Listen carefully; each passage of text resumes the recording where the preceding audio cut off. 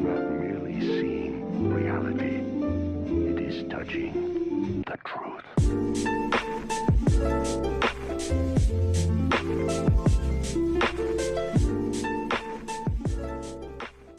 What's going on, everyone? Welcome back to Chronic Gamer. My name is Matt, and this is my final thoughts and redirect for episodes 62 through 67 of One Piece. So go ahead, click the link in the description, check that out, come back here, and let me know what you think in the comments section. Oh, boy. We had some crazy shit in these episodes. As you can tell, I decided to skip the filler, except for the exception of the ones that I mentioned in the actual reaction video. I will be watching, let me see, 196 to 206 and 220 to 226. These were the recommended fillers from Itachi Uchiha. There was mixed views on whether or not I should watch the filler, and because this is so long, I've decided that I'm going to skip the filler with the exception of those two arcs, which I heard are so good, people thought they were canon anyway. So yeah, those are the only fillers I will be watching, unless y'all can make a compelling argument as to why I should watch any other filler arcs besides those. Okay, so we started off with Luffy and crew reaching the Grand Line sooner than I expected, for sure, but things are not going the way they planned them to be right off the bat, which is to be expected, really, because it's the Grand Line. It's the place that they've been trying to reach. It's the infamous place of badass fighters, badass pirates, areas that they can't escape, sea monsters, all the stuff that they've mentioned, as well as supposedly the location of the One Piece treasure that we're looking for. So, yeah, things aren't going their way right off the bat. They run into this whale. The whale swallows them up, and it turns out that the whale is looking for... My theory is he's looking for Gold Roger, who is supposedly... I think he's the pirates that the whale is waiting for, the ones that had kind of like took him in when he was still like a baby whale and made him feel like he was a member of their crew.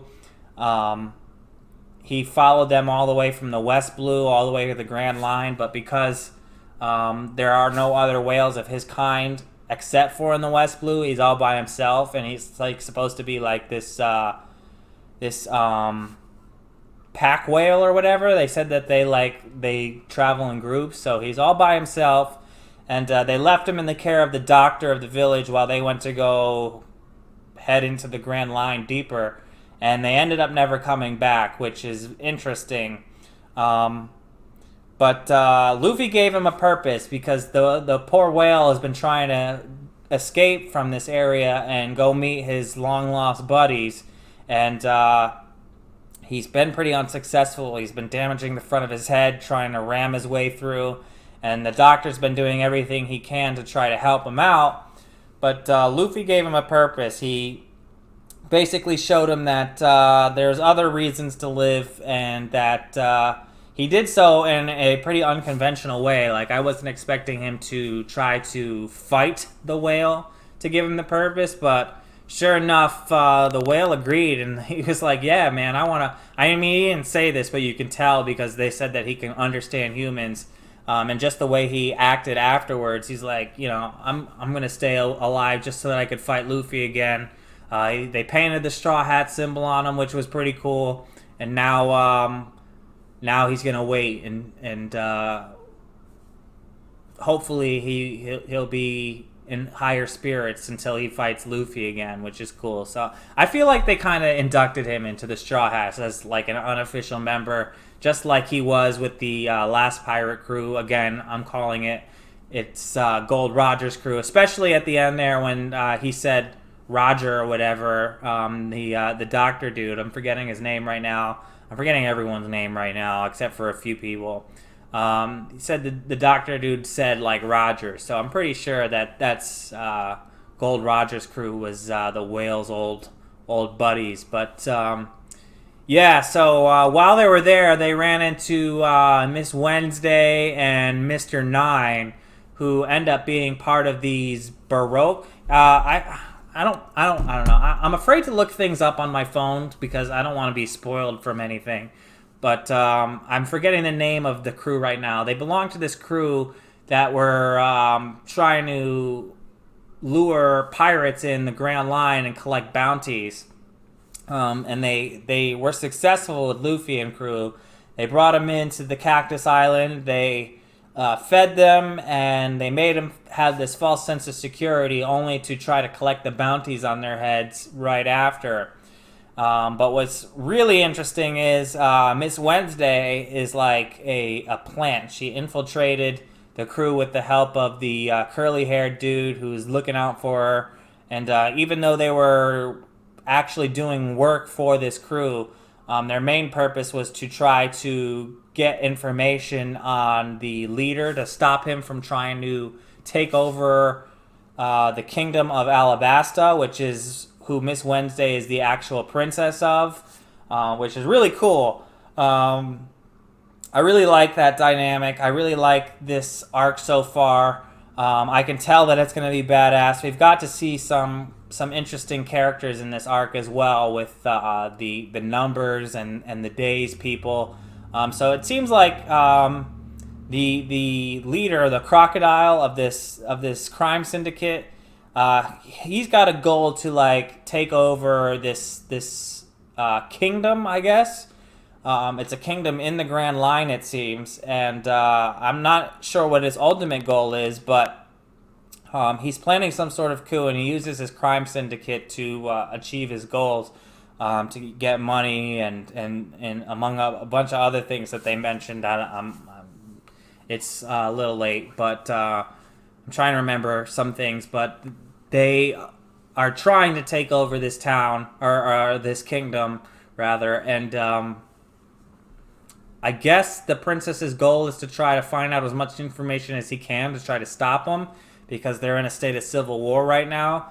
But yeah, when they found this out, they sent the Mr. 5 and Miss Monday, I think it was, to try to stop them, and they showed up right in the middle of them trying to kill Luffy and Zoro and get the bounties on them, and they didn't really care. They're just there to try to kill the princess. But I forget his name, the cool dude, the dude with the curly hair that I didn't like at first, but it turns out he was a G. He asked Zoro, like, hey, man, we need your help. This is what's really going on, and I need you to help save her. I really liked him the most out of the characters that we just met. And I think Luffy did too, based on what happened next. But he was a badass. Like, he knew the trouble that was coming their way, and he was like, yeah, I'm going to draw them to me anyways. You need to get her there. I know you all can do it. You've proven yourselves to be worthy of doing it. Get her to Alabasta Kingdom so that she can do what she has to do, I guess, to get her kingdom back. He immediately dies after setting sail and is killed by Miss All Sunday, who is another very interesting character, and I'm very curious to see what her motives are, because we can't tell right now. She's giving them clues, she's helping them out, she's letting them live when she blew up the other ship so easily, so I don't know what game she's playing, but she's definitely up to something. And I can tell that this is probably going to be an amazing arc, and it might turn out to be one of my favorite arcs, at least so far. As you all know, I got hooked on the Fishman Arlong arc.